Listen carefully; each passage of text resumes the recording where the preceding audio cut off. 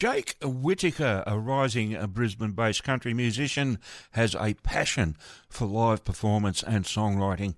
Jake's unique sound blends country influences with contemporary flair, and his debut single, Around Here, caught the attention of radio and music industry personnel alike and consequently enjoyed airplay on Kicks Country, ABC Country, 94.1, Today's Country and across community radio in Australia, including right here on Plenty Valley FM's Country Club. It was also playlisted by Apple Music and received some international airplay as well. His latest single, In My Blood, the fantastic tune I played just a minute ago, is certain to follow in the highly successful footsteps of his previous releases and is clearly set to ensure Jake's continued success and steady rise in popularity. I previously spoke on the phone with Jake back in September of 2023, that is, and I'm delighted to once again have him standing by on the phone, waiting to have another chat with me. So let's bring him on air right now. Hello, Jake. How you going, mate? G'day, mate. How's it going? Yeah, good. Now, welcome again to the Country Club. It's great to have you on the show. I enjoyed our last chat, and I've been looking Thanks for having me back. I appreciate it. I've been looking forward to this one too. Yeah. Okay. All right. So let's kick off. Tell us the story behind "In My Blood." Did you write that alone, or was it a co-write? In My Blood was written with a friend of mine, James Johnson, and we had a bit of a songwriting session booked in, and we got there, and he said, "What's the idea? What do you want to write about?" And I said, "Well, in the shower this morning, a phrase popped in my head called In My Blood," and so we kind of worked off that title, and we kind of just sat down and discussed, what is it? What's in your blood? And for me, it's, music and country living, and I suppose country music. Fair enough. That sounds like a good combination to me. Yeah. So where can people buy your music? I'm everywhere. You can listen to my music on Spotify, Apple, iTunes. Okay. You find it on my website, Amazon. You name it, I'll be there for you. All the main food groups. Oh, yeah. Okay, so I'm curious, how long have you, I mean, you're not that old, looking at your photo, I mean, you're what, 30s or something? Oh, thank you. Yeah, 30, on the dot. Excellent, yeah, good guess. So, I'm just curious, how long have you actually been playing music? When did you first pick up a guitar and start playing? About 12. So playing guitar, and it's just like, it started because Mum and Dad used to always have friends over and parties, and at one point in the night, Dad would pull out the guitar and start playing Brown Eyed Girl, and Mum would be singing, and I just wanted to be a part of that too. So I wanted to be in on the jam, and my parents are no mutos by any such, to us all the happiness it brought to everyone around them, and I just wanted to be a part of that, and that's why I started learning guitar. Fair enough. That's a good enough reason, and there's always a good reason to pick up a musical instrument, I think. Anyway, why country music? I mean, you started playing, and how did country music come to feature in your landscape? I've grown up rural my whole life, and had pigs and chickens and sheep and cows and all that kind of stuff. Okay, but right. I for a little bit there, actually, through university, I played a bit of funk and soul music, but everyone always kept telling me, Jake, you country, you sound country, do country, and I went on a bit of a trip around the world and came back. When I came back, I suppose took the advice and pulled back to my roots, and it feels most authentically true to me of who I am. Okay. Oh, it's interesting. I'm just curious, how long did you spend touring around the world? Travelled for about 3 years, which was good, to about 50-odd countries, and saw Watson, realised how bloody good it is in Australia, and I'm back here now. Yeah, no place like home, eh? I reckon. Yeah, so do I. That was one of the...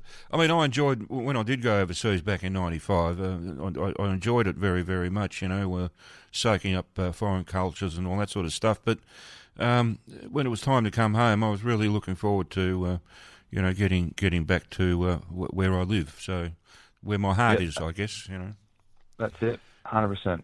Yeah, I think most Aussies are the same.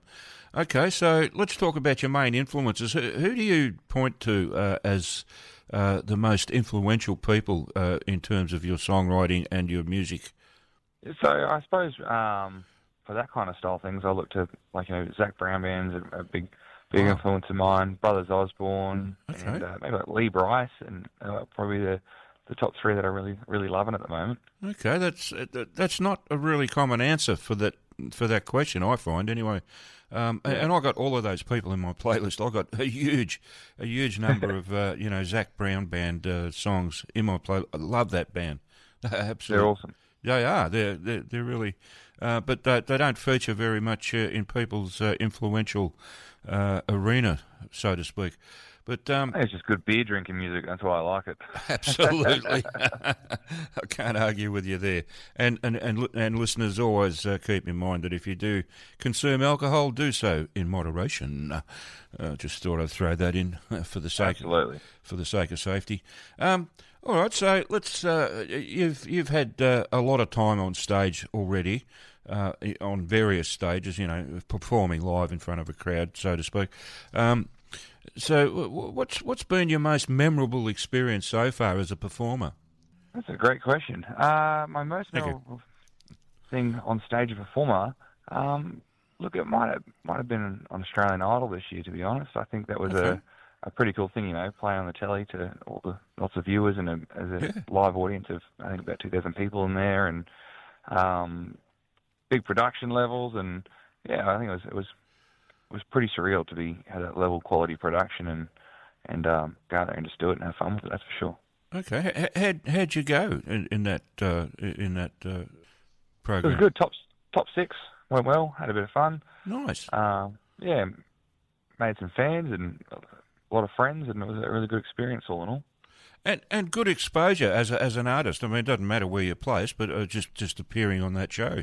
Absolutely. Yeah. So.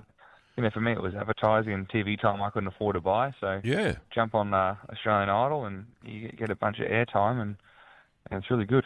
Yeah, absolutely. I can imagine. Okay, so what's your favourite thing about being a performer in front of a live crowd? What's the buzz you get from that?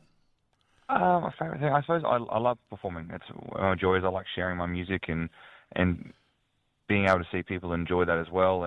But one of the coolest things about live music is you can control the whole mood of the room depending on what song you choose to play. You can have people happy, you can have them sad, you can have them feeling different kinds of emotions, all just from what music you're playing. And it's a pretty special thing to be able to do and share with people.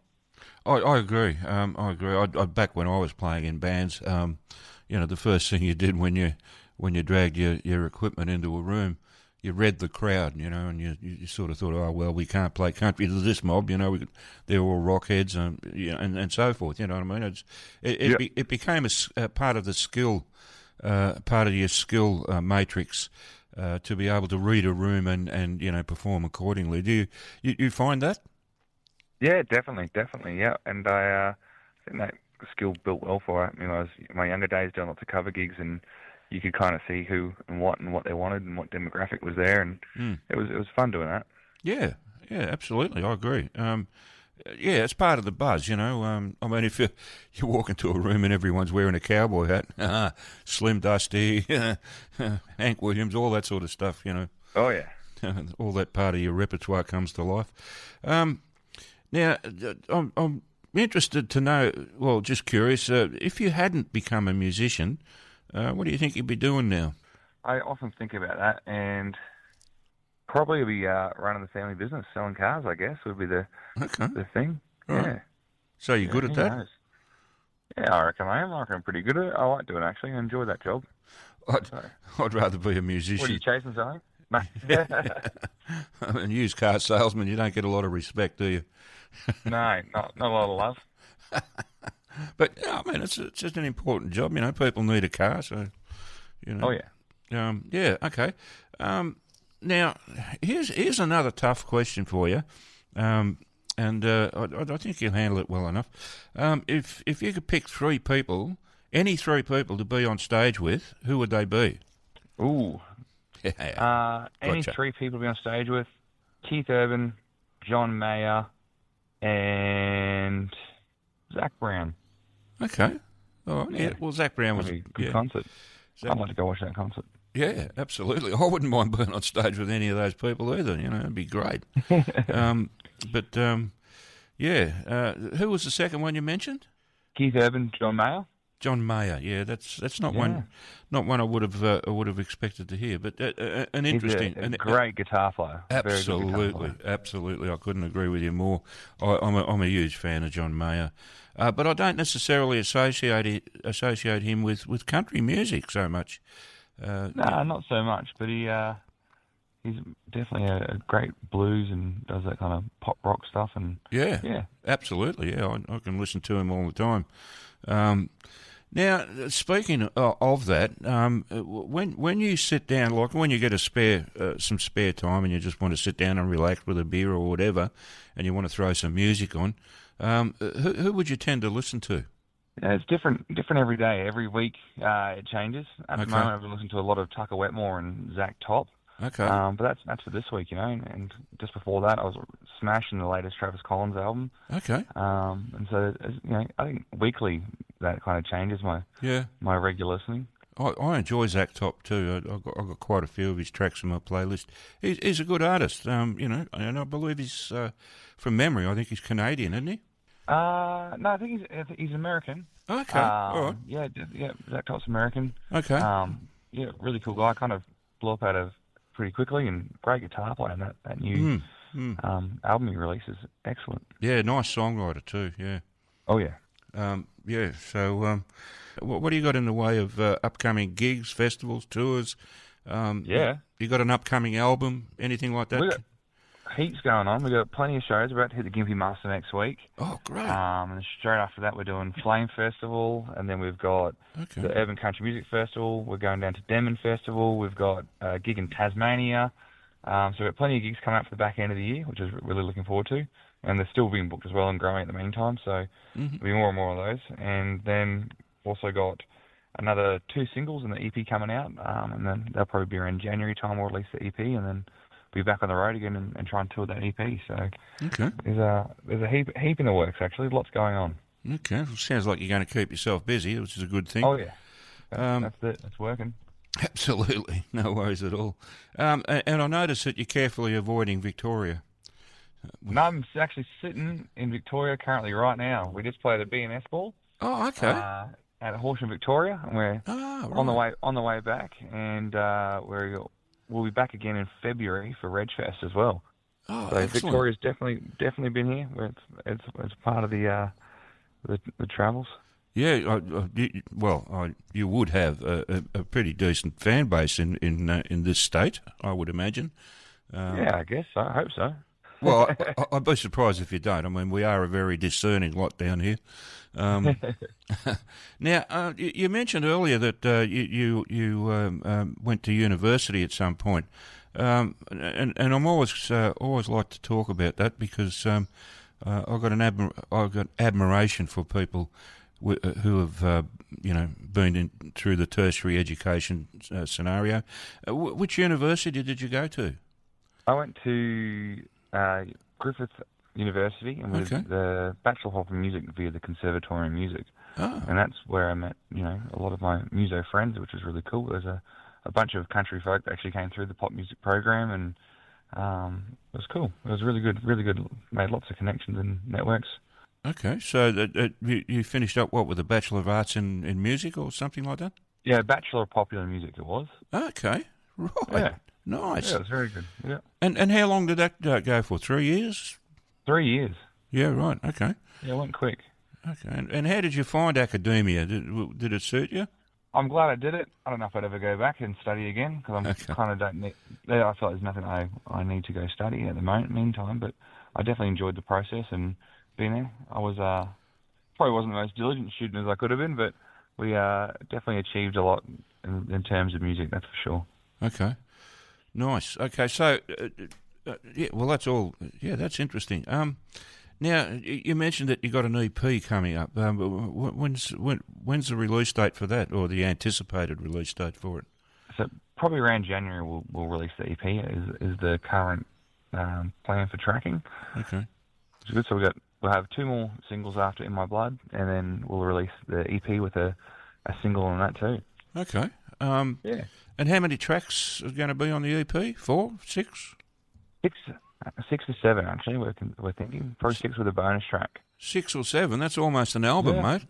Yeah, it is, but there's a lot of good songs, and I want to share them with people. So people say to cut it back, and I go, why? Well, What? No need to. fair enough. Yeah, well, it is an EP. I remember buying an album back in the 60s, and I can't remember who the band was, but it had 2 songs on it, one on each side. Ripped off. They were long songs. They were long songs. I got to, they went for the entire thing. But gee, I don't know. Listen to a song for like I don't know, half an hour or whatever. It gets a bit boring after a while. I found, no matter how good the song is, it's a long time to keep a person engaged. I think anyway. Yeah, that's for sure. But anyway, I just thought I'd throw that in. Okay, look, we're out of time, unfortunately. Or maybe that's a good thing because I've run out of questions. But awesome. Look, thank you so much, Jake, for taking the time to have this chat with me on the wireless, and I do appreciate that very, very much. No, thank you so much for having me. It's always good to have a chat. Oh, look, you're one of the people that I always look forward to now, having a chat with on the phone. And I hope that we'll do it again before too much longer. Definitely, I've got a couple more singles, so I'm happy to always come on and have a chat with you, that's for sure. No worries. You keep the singles coming, mate. I'll keep booking you for an interview. Don't worry about that. Awesome. Excellent. All right. Well, look, I wish you all the best, every success, because you deserve it. So I'm all about supporting good Aussie artists. You tick that box nicely. So thanks again, Jake. I do appreciate it, and look forward to our next chat. Thank you, mate. Chat soon. Okay. See you later, mate. Take it easy. Bye. Bye for now.